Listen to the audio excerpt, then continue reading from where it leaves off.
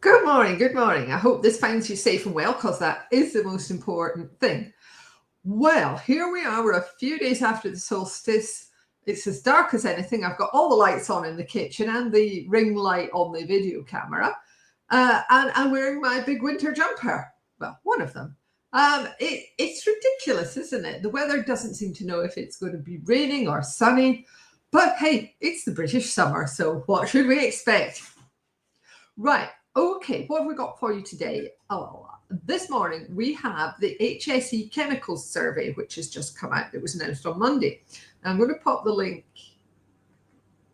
below this video now. If you are in the UK and you are dealing with, there's CLPs definitely in it. I think PIC's in it as well.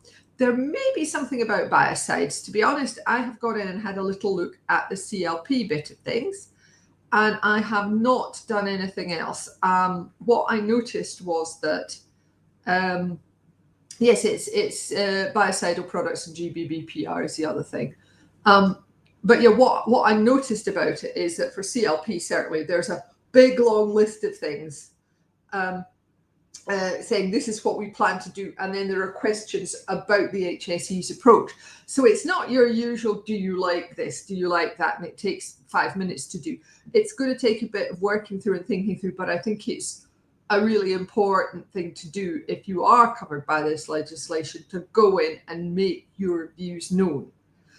So that's the first thing. That's for UK. Now, the second thing, which is obviously our EU slot, is really exciting news if you are involved in chemical classification.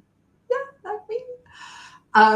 Because the 23rd ATP to EU-CLP has finally been published. Now, this was agreed at the start of April, and we've been waiting on the edge of our seats almost for it to come out.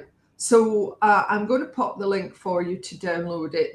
The link that I'm putting in is the one to the Eurolix, so you can download it in whatever language you choose, which is always a good thing to do if you're trying to work through it in a foreign language, or for non-English member state, because there can be the odd difference in the way the language describes things. Even though all of the EU legislations are translated, they're done in the language that they start off with, which might be English, it might be French, whatever. They're then translated into all the other languages with a fine-tooth comb as part of the legal process. But having said that, I came across a thing the other week, well, in fact, was it last week before, about derogation for explosives and labeling. And there's a derogation in there, and it basically it says if you've got something that's an explosive, then we derogate you from all the non-explosive information on the label. It was really weird, and usually you think derogation means it doesn't apply at all, and grammatically in English it was not correct. And one of my contacts, who's actually a native Spanish speaker, was trying to work her way through it, and I tried, and it took me 2 goes as a native English speaker. So it's it can be useful if you have competence in another language to read a clause or a phrase if you don't quite get it in English. And likewise, if you are reading something in another language, come back to the English language version, because they don't always get it right, do they? They don't. And the regulators are only human, and the regulations are extremely complicated to the point of being too complicated at times. Right, I will get off my soapbox about that one.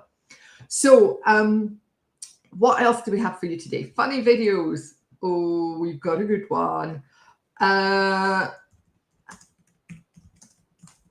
John Smith adverts. I thought we'd go with the doorstep challenge from Peter Kay. John Smith. And of course, you can search online on YouTube for like a whole sequence of John Smith. In fact, I've put those in like the best of. I've put that in this week's newsletter. So if you are interested in the funny videos, or indeed any other aspect in Chemicals Coffee Time, then do, if you're not already signed up, do feel free to sign up, because we come out weekly at 9:30. We are totally free, and we have a very engaged and involved, that's a link there, readership who keep us posted with all of these various things happening. Yeah, I mean, the thing about this video is I can only give you something from the UK, something from the EU, and the funny video. And there's so much more going on. There are multiple things going on in the EU. There's new SVHCs. There's just all sorts of stuff all over the place. There's the minutes from the feedback meeting on EU-CLP. Oh, just so many things going on that I can't give you 2,000 words in a 5-minute video, can I?